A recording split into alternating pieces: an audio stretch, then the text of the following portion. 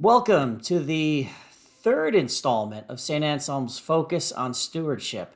And like our previous episodes, we'll be speaking with a member of our parish community who volunteers his or her time in some capacity to serve the church, an organization, fellow members, that sort of thing.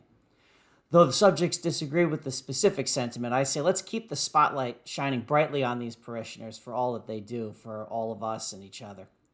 For those faithful viewers at home, you'll notice we've moved out of the kitchen back to the dining room like our first episode. I honestly don't know where I'll be next week. I might be exiled to the garage. Either way, it'll all be fine. You know, we're channeling Casual Friday today. So tonight's guest is Mike Vistano, and Mike is the leader, captain, facilitator, help me out here, of the Men's Faith Sharing Group. So welcome, Mike. Good to be here, Tom. Thank you so much for hosting me. No problem. So, for those of you who don't know, for those out there who don't know, give a brief overview of what the Men's Faith Sharing Group is. Well, first of all, we started back in 2017, the Men's Faith Sharing Group here at St. Anselm's. And one of the reasons, one of the main reasons why we started it is to be inspired. A memorial brick in the front of the church, which I have, it says, "Always thirst for the Lord." So with that in mind, three of my friends who are in another parish are part of a men's faith sharing group up there. And they wanted to invite me to come. So I said, sure, I'll come. So when is it? He says, oh, it's Saturday morning at 6:30 a.m. Wow. That's pretty early. And also I GPS the parish, it's about 30 minutes away, door to door, from St. Anselm's. So I said, you know what? I'm going to start one here. So this way, my friends in the parish could come to, the St. Anselm's Men's Faith Sharing Group. And it worked out. It started in 2017. We started off with a couple of guys, and we've grown a little bit. And basically, Chris Stefanik said that Christian joy is our strength. And one of the facets of Christian joy is fidelity and brotherhood and having a good set of friends.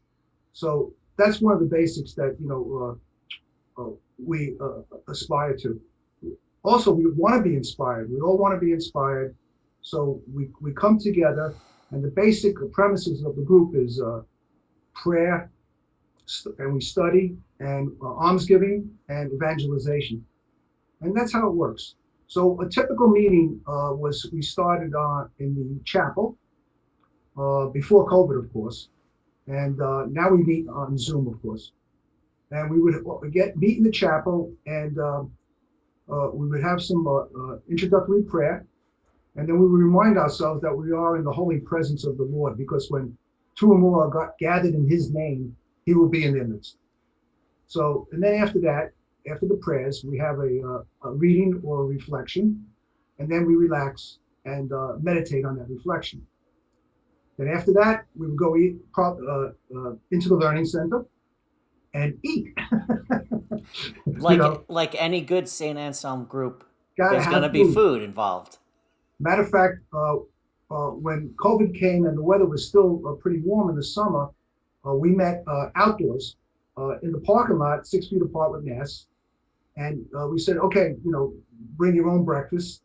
So one of our members, God bless him, he came with folding tables, donuts, bagels, coffee, a big box of Joe, and it was amazing. I was like, there should be the breakfast club.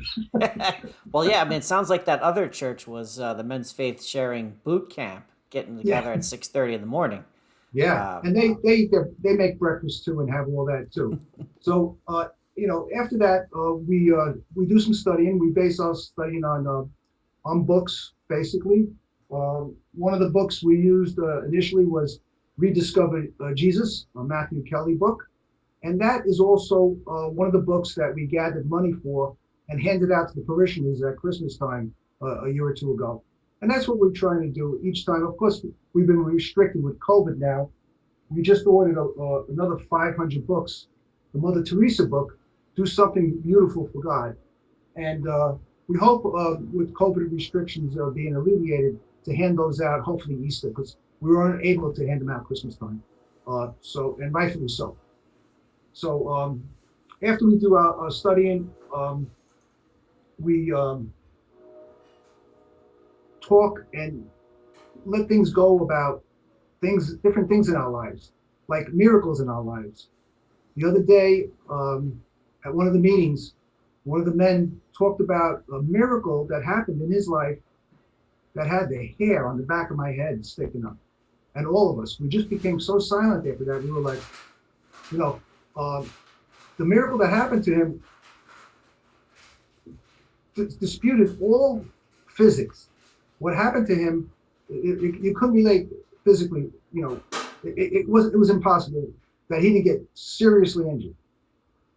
So, Wow. without getting into too many specifics, Oh, of and then course. I always relate another miracle that happened to me when I was a young boy. I slipped on the altar as an altar server, and this was before Vatican II. And I saw both my feet up in the air, and I had the the water and the wine, and all of a sudden I got inverted back correctly into proper walking form down the 3 steps as I just walked away. And then later on I realized, how is that possible? How did I defy physics? Yeah, was You there a know? gymnast coach that like knocked you back into place? Well, I looked up at the altar, and again, it was before Vatican II, and Father Egan was praying, and it was a 6:30 mass on a weekday, and there was like maybe a couple of people in the parish pews, and nobody really noticed what happened except me. I mean, so you know, that was one of the miracles that happened in my life. So and then after that, we share things. Whatever's said here stays here, uh, Right. and but we just talk about stuff that that inspire us, and people like we're doing another book now, Jesus Shock, and in Jesus Shock there's talk about the real presence, and one of the fellows came up with a book. It's called "This Is My Body, This Is My Blood: Miracles of the Eucharist," where the Eucharist actually turned into a real heart tissue myocardium, and the blood, the wine, actually turned into physical wine and is still present today. So it's a book that inspires all, and and that's how we relate to each other. We tell each other about different things. We network. Uh, we recommend movies to each other, like Risen or The Passion of Christ by Mel Gibson. Things that will inspire us. We talk every year at the end of February. There's the Catholic Men for Jesus Christ conference, and a couple of the guys do go to that. This year, of course, it was virtual, and it was very inspiring too. So then after we do that, we do intercession. We ask what we would like to pray for, and whom we'd like to pray for, and what. And then, of course, we have a closing prayer or meditation. But what the biggest thing about what happens is that, before the meetings, I always pray that, I will be inspired by these men, and these men will be inspired by us and all our teachings and learnings of the day. And after every meeting, I go, boy, it worked. Boy, it really worked. And sure enough, after one of the last meetings, one of the men came up to me after Mass, and he says, that was the best meeting we ever had. And, that's how I feel after every meeting. It was like, Oh, it's just like, you walk out of a good play and you say, that's the best play I ever been to. And then, you go to another play and you say the same thing. And that's how it really it feels at the hits you. men's faith sharing group. No, that's great. I want to walk back to a couple things you mentioned. First thing, just a disclaimer: as a member of the uh, parish council, um, you mentioned giving out books at Easter. There's been no discussion about anything for Easter. I just don't want to get over our skis here because we haven't made any Easter announcements. I just don't want anyone to misread anything or misinterpret Absolutely. anything from the video, of course. My phone will light up and John Goldie will be saying, "What are you guys giving out on Easter?" So there's my No, no, disclaimer. no. Everyone just relax and wait till things come out. But that is a great thing when you want to give out the books, and hopefully we can get that done at some point. Yeah, Um, absolutely. and then sticking with this pandemic, happy anniversary, by the way. Um, the pivot to Zoom, has that negatively impacted the meetings, or has it been positive, or is it like a net zero?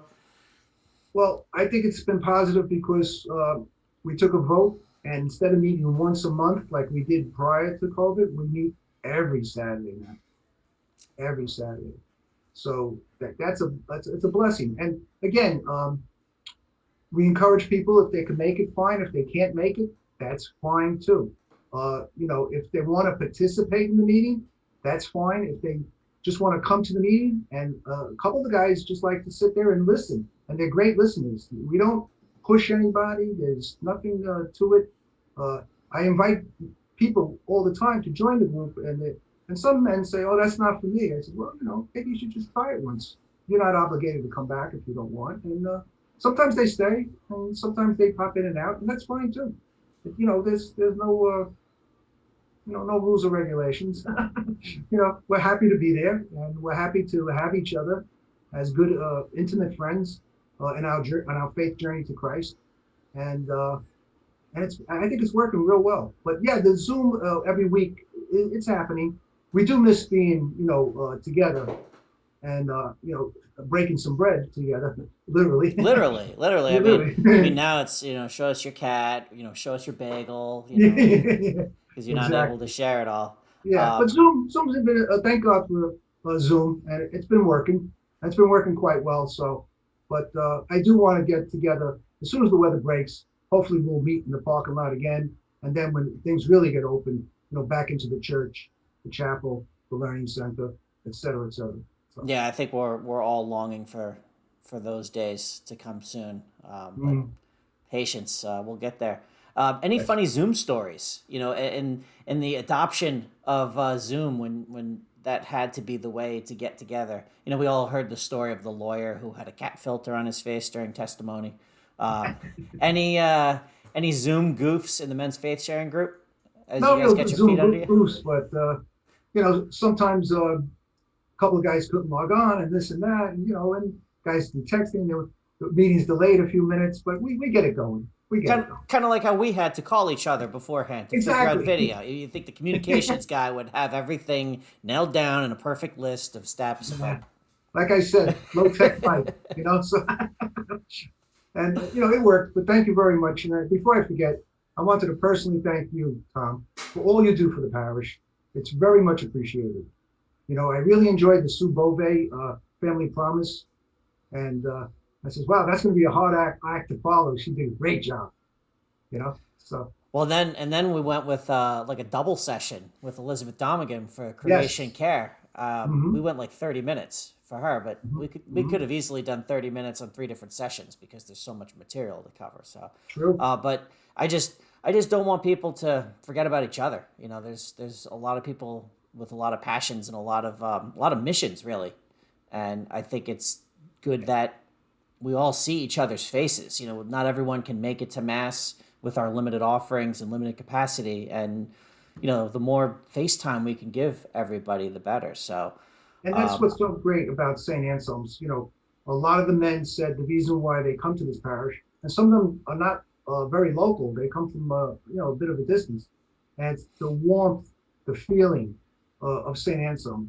And over the years, when I was in my other parishes, I really didn't get too involved. But at St. Anselm's, you want to get involved. They make you feel so like they say at St. Anselm's, God doesn't call the qualified, he qualifies the called. yep. And that's how it works at St. A's and always did. So people come, and I hope to God, we get back, because this pandemic is terrible, and I hope we get back to that true St. Anselm's closeness. I think we will.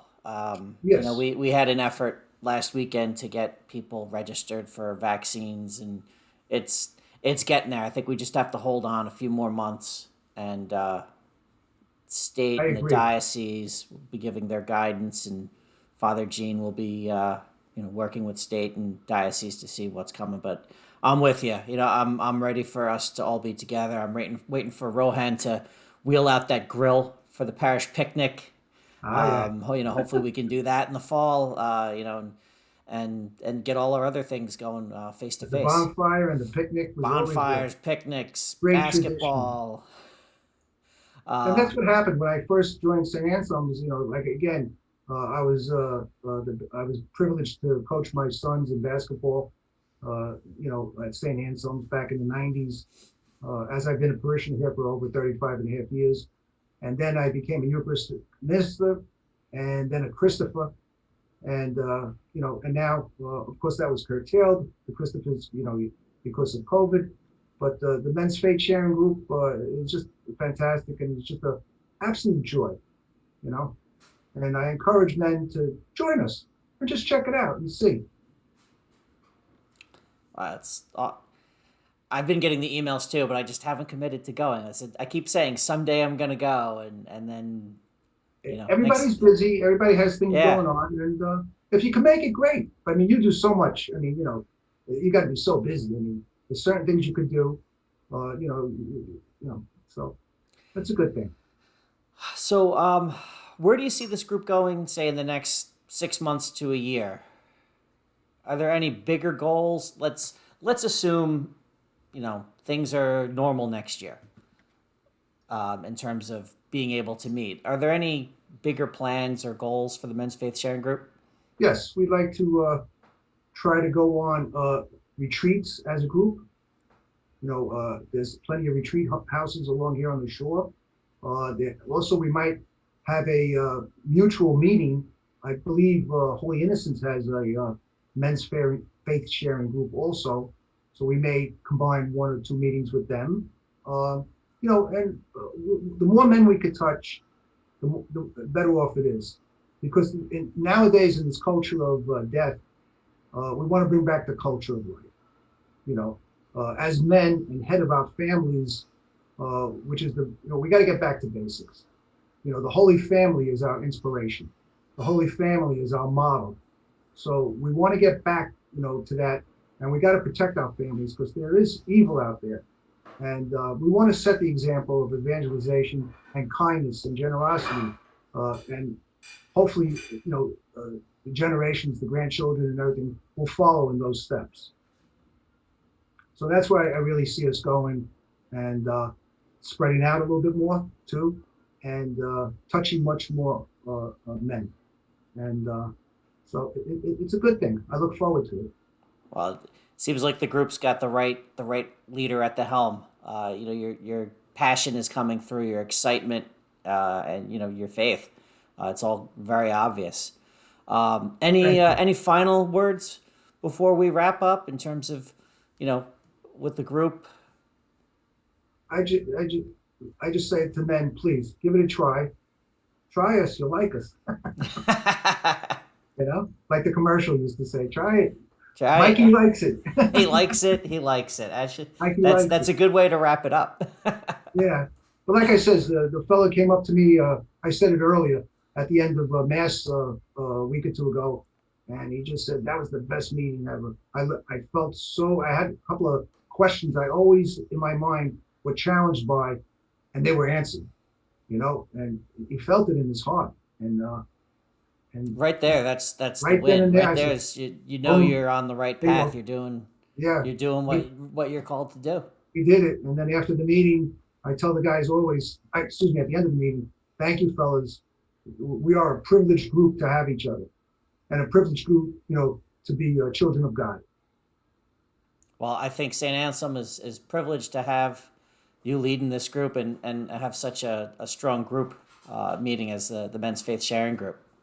All right, thank you. And we have, I'm just the originator. We have, I don't call myself the leader of the group. We have other fellas who are actually are very prominent and, do things like when I can't make the meetings. And it's good. We share our services together. So it works out real well. Great. So, well, Mike, this has been great. I appreciate you spending the time to come out and talk about your group, talk about your um, your passion and your mission. So everyone else, St. Anselm, if you want to know more, we'll put some contact information out on Facebook and attach it to the video to get involved with the men's faith sharing group should you choose to. If anyone in the parish has any issues with communications, emails, social media as it pertains to the parish, reach out to me. I'm at communications@stanselm.com. I also want to make a pitch for our website. Mike, you can't see this, but you're covered by the stanselm.com website. All our latest news will be there, so go there to start. If you want to find out what's going on, you can always reach out to me at communications@stanselm.com, and we'll help you out. So tune in next week. We'll have another parishioner discuss his or her contribution to the parish community. I'm being honest with you when I say I don't know who it's going to be because I keep changing things at the last minute. So we will have somebody, and it'll be worth your while. I'll hype it up, and we'll have fun.